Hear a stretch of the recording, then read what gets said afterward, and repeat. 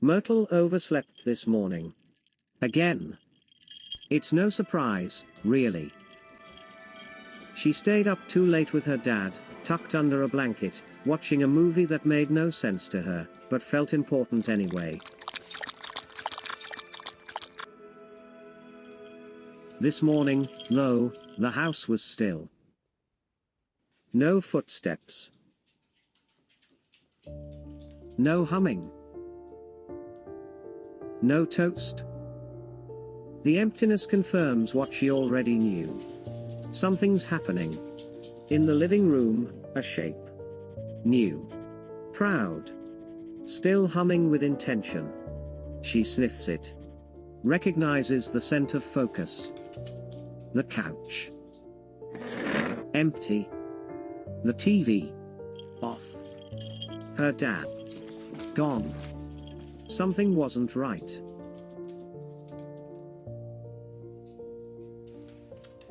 Out the door. Pebbles beneath her. She pauses, yes, but out of respect, not need. A quick stop by an old friend, a stone house from long ago. One of his first. She's seen them come and go. These quiet creations. Always built with care. Always left behind. But that sound. It calls her again. Steady. Familiar. Intent. That sound, it travels like a scent. Straight to the part of her brain that knows what her dad is up to. She walks slowly now. Following the pulse of that rhythm. It's not just noise. To Myrtle, it's a signal. Something's being born. She knows exactly where he is. Where he always is when things get serious.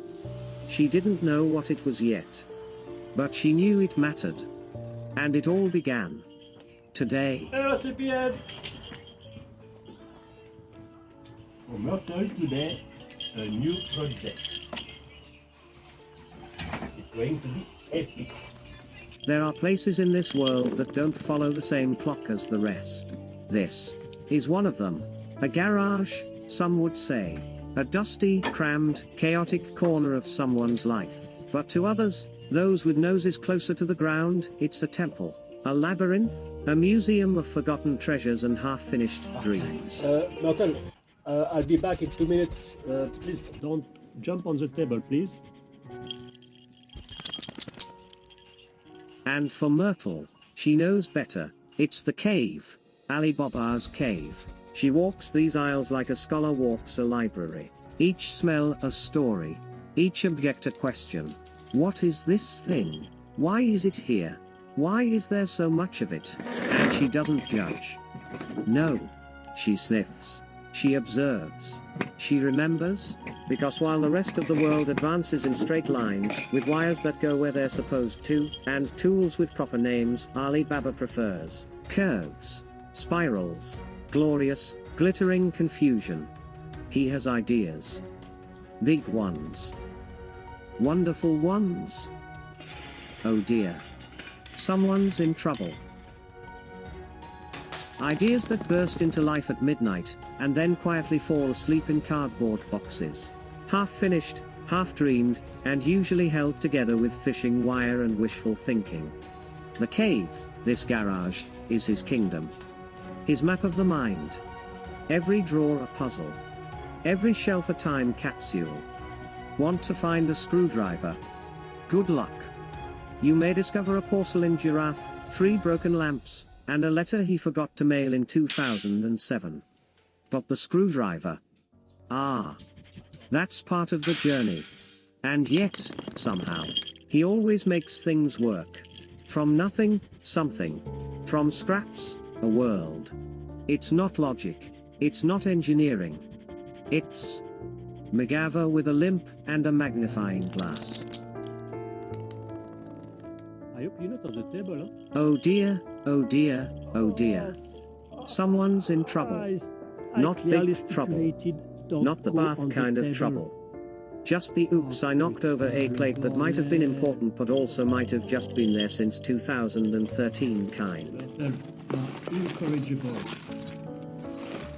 And Myrtle. She watches. Silently.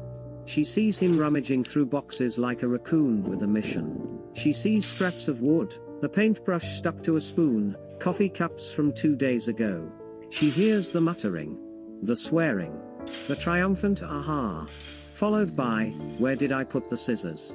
This is no ordinary chaos. This is creative chaos. The dangerous kind. The kind that smells like something might actually happen. But Myrtle knows better. He has vision. Or at least, scraps of vision. Scattered across the floor. And in those scraps, Myrtle sees the beginnings of something vast. Something strange. Something beautiful.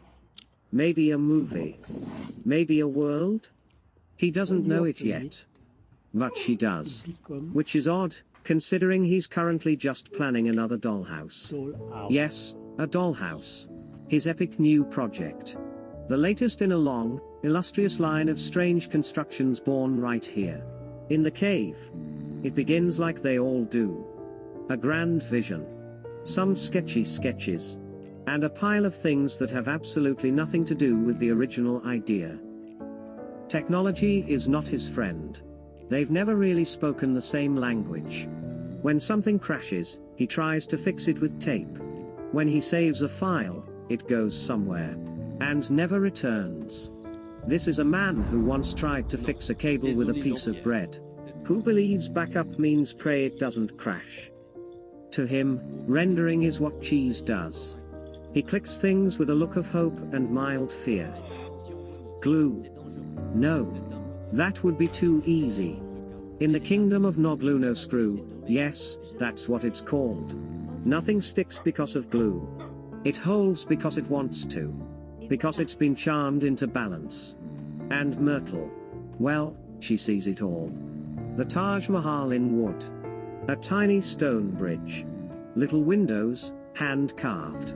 A city that doesn't exist, but somehow does. And here, in the middle of this wild, unfiltered magic, Myrtle has a dream. Something? Something epic.